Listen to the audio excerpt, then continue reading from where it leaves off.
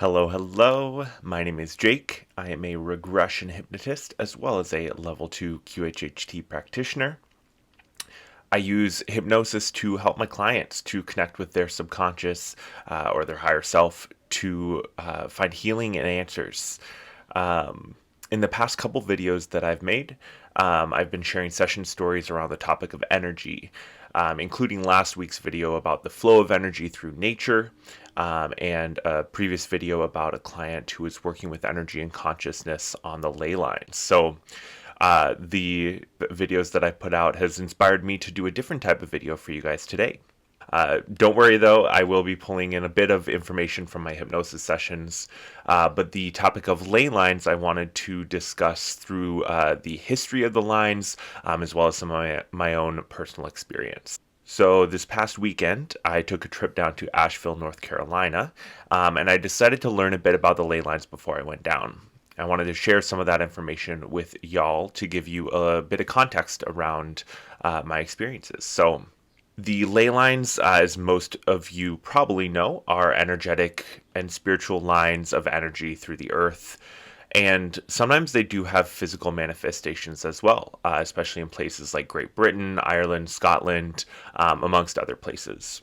In these places, these straight roads that follow the leys are often marked by trees, stones, sometimes water, sometimes even like beacon hills. It's interesting too that a lot of these physical lines began at a sacred stone or sometimes a well.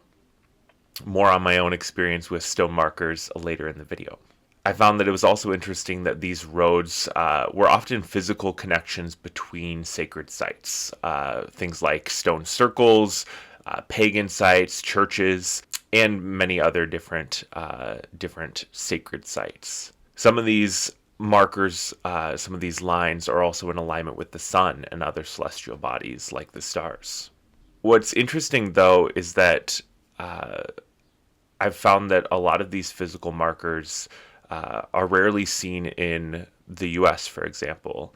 When I was down in Asheville, you honestly wouldn't have known that the lines were there unless you felt into them or could see them energetically. You know, maybe there are more ancient markers hidden in the woods somewhere, or maybe there's signs that I'm just not aware of. This was my first time visiting, but I didn't see anything like a straight road or stone markers in the ways that you might find in countries like Great Britain. A slightly different example from North America that I found was that the Sioux, a Native American tribe, so they knew that the energy and spirit flowed through straight lines and constructed and oriented their lodges around these straight lines and these paths. Similarly, in China, people have worked for a long time with qi or universal energy, especially working with the landscape to facilitate the energy flow, through the practice of feng shui, which I'm sure a lot of you are familiar with. They also knew that the energy and the spirit flowed in these straight lines, and so they used architecture, including roads, to facilitate that flow in a harmonious way. These concepts can be found in such different cultures on opposite sides of the world. And these are certainly just two examples. I know that there's also many other cultures in the world who know this type of knowledge around energy and its flow. Again, though, I find it interesting that as far as permanent markers of the leys, it doesn't seem that the present day US has many of them. Certainly, if you know of any, let me know, share down in the comments. Because, there's only one physical marker that I've found. I had an experience last year when I drove down to a ley line intersection in southwestern Minnesota. They had at this point this long rock marker, this long trail of rocks that had been constructed along the energetic line and had been there for pretty much as long as people could remember. I believe that this was built by the original peoples of the area. And what was interesting as well was the quarry that was nearby. It had obviously been mined at this point, but you could see this beautiful red rock. which reminded me of the ways that nature oftentimes will have these markers just naturally. There's often crystals or other minerals present around these energetic hotspots or ley line intersections. Something else that I found interesting was that the ley lines are often said to be more prevalent in Great Britain and the British Isles there. That part of the world seems to be pretty heavily crisscrossed. This is one of the places where you can find the most of physical markers along these ley lines, as well as those sacred sites that mark them.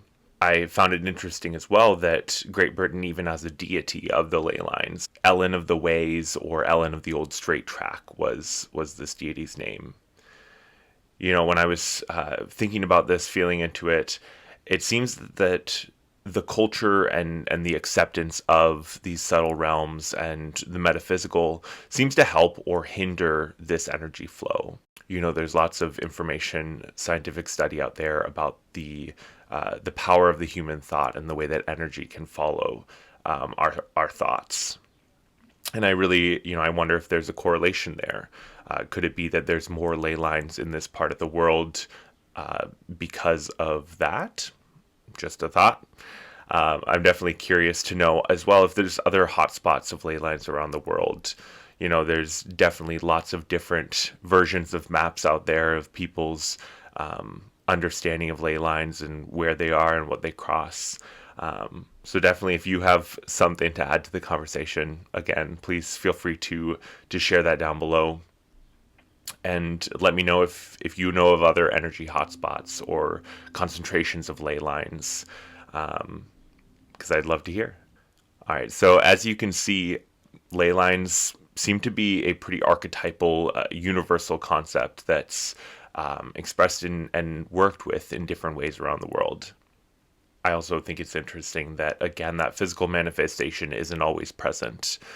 I was thinking about this lack of physical acknowledgement of those energetic lines, and I think, especially here in the U.S., that this has something to do with our culture and the ways that we ignore the spirit world, especially with our modern focus on logic and practicality and industrialization.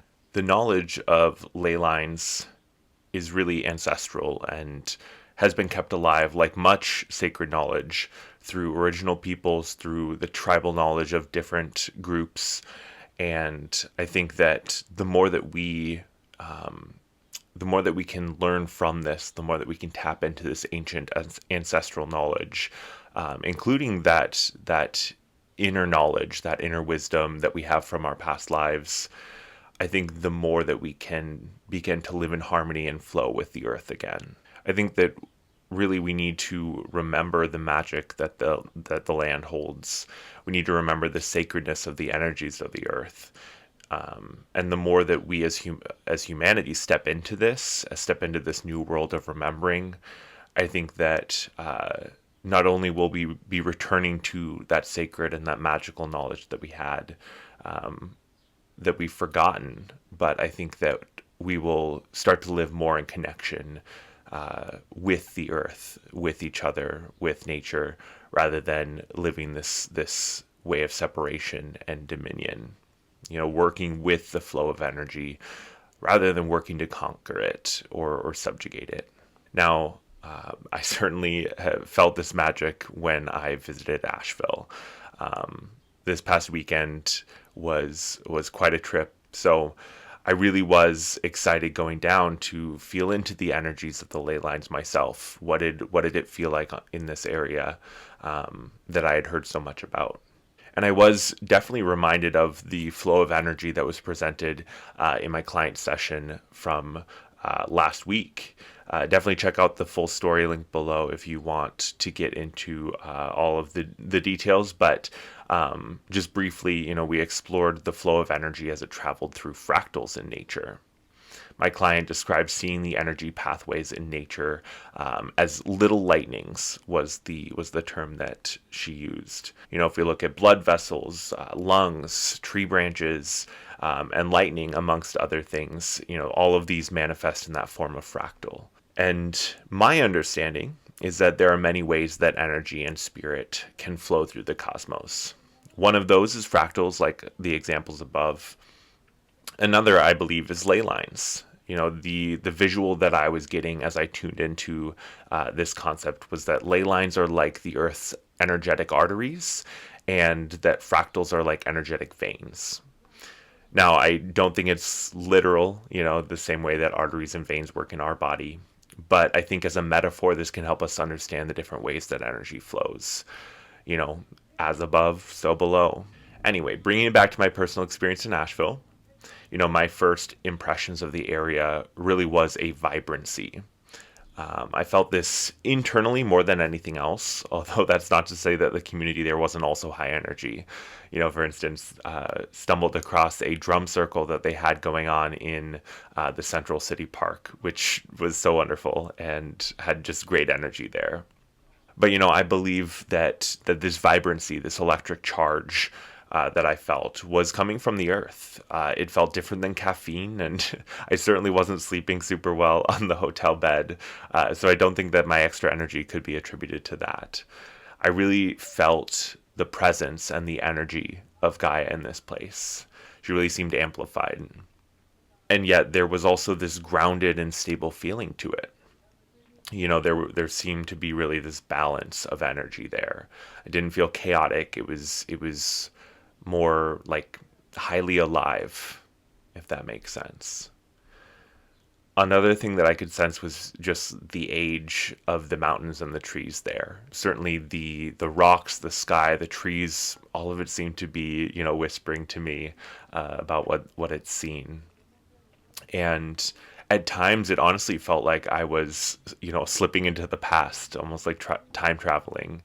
It reminded me a bit of those moments when I've been under hypnosis myself and have been tapping into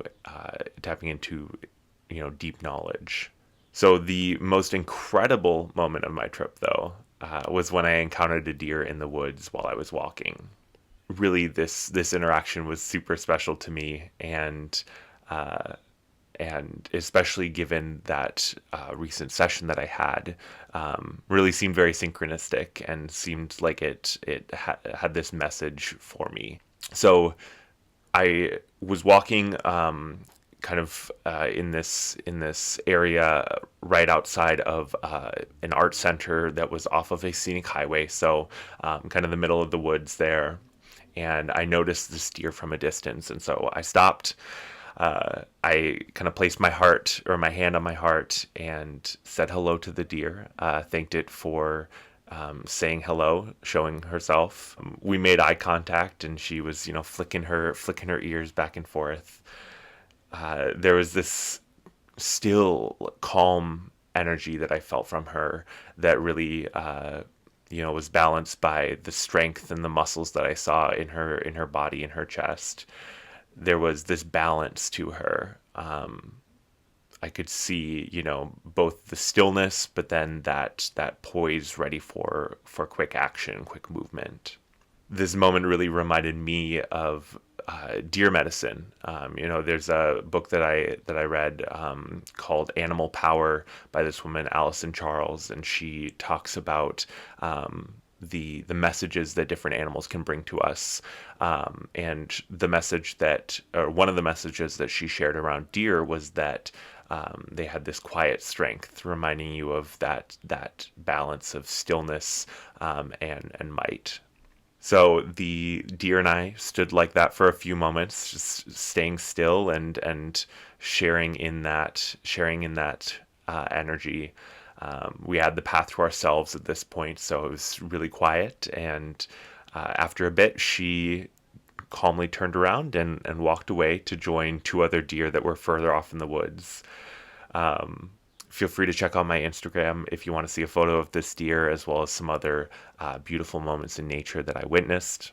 What made this moment even more interesting than just the interaction with the deer was that as I was gazing at her, I could see the rain of energy through the air. It looked like rain being blown kind of every which way, like it was being blown by a strong wind, but was not physical. There wasn't even a breeze going on. I've had a few moments of seeing this energetic rain before. Um, I'd love to hear if you've had similar experiences, if you've seen energy in this way. Normally I see energy and spirit mostly with my eyes closed. It isn't as often that I see it with my eyes open. The physical world, as most of us know, is a pretty busy place, and seeing the non-physical through physical eyes can be challenging. But yeah, it was quite the unique experience. I think that this interaction was really possible because I was quiet and I was tuned in, and I kind of synced up with that deer in stillness. I had a few more beautiful interactions with animals on my trip, including a bobcat, a black bear, quite a few birds, but truly that deer interaction was pretty profound. Beyond the vision of the energy waves in the air, I think that this interaction had a link to the ley lines and the energy of the area.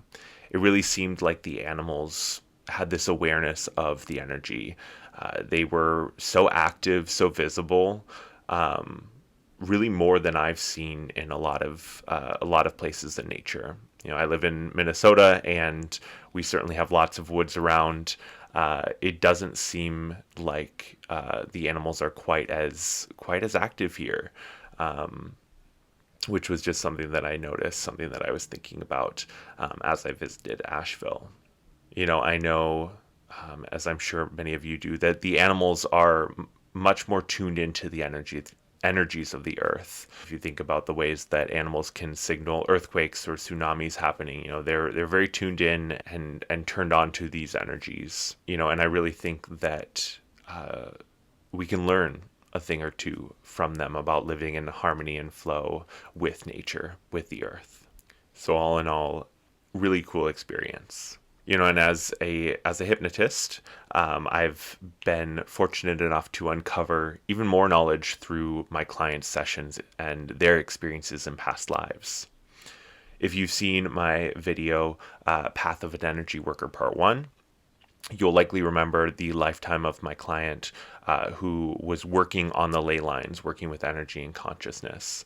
I'll definitely link that video down below as well if you want to check out the whole story. But in this lifetime, my client was working on a particular ley line to expand their consciousness, and they connected with the earth and with the natural world around them in this way. As they were working with these ley lines, they described the lines as being both an energetic line in the earth, but also one that extends up into the air. They described that when they were working with the ley lines, it was almost like this energetic sheet kind of undulating up towards the sky. They equated it to kind of the northern lights and the way that those appear. They also described these lines as extending out in straight lines as far as you can see, going all the way across the earth. One other thing that they noted too was that this particular point where they worked at on the ley was marked by this particular rock formation. It was kind of like a little alcove of rock that resonated or reverberated in a particular way that aided them in kind of this expansion of consciousness, and that helped them to feel even more connected. So it was interesting. I was reminded about the ways that, there are these physical markers on the leys. If not man-made, well, nature makes some too. But again, if you're interested in checking out that full story about the leys, if you want to learn more, please check out that video. It was a really interesting one, and we learned a lot. All in all, my trip was short and brief. I had lots to do while I was down in Asheville, so I wasn't able to find a quiet moment to meditate and work on my own expansion of consciousness. But I definitely do plan on making the time during my next visit to connect in this way, to get quiet and work on that expansion of consciousness. I really do think that the energy of the earth being so strong in these points along these lines really helps to facilitate that deep connection. But I also want to point out that I know from personal experience that you can connect with the earth anywhere at any time. There might be more strength on the lines, but wherever you are, put your hand on a tree, get your feet in the grass, and you can connect as well. Bottom line, I really am so grateful to have had this experience in Asheville with the energetics of the Leys. Um, I hope that you enjoyed hearing about it and some of the background information that I have presented today. If you did like it, please don't forget to hit that like button. If you want to hear more about energy and consciousness, feel free to check out my other videos. Let me know down in the comments as well if you have any thoughts or information about ley lines. All right. All of the love and light to y'all. Bye for now.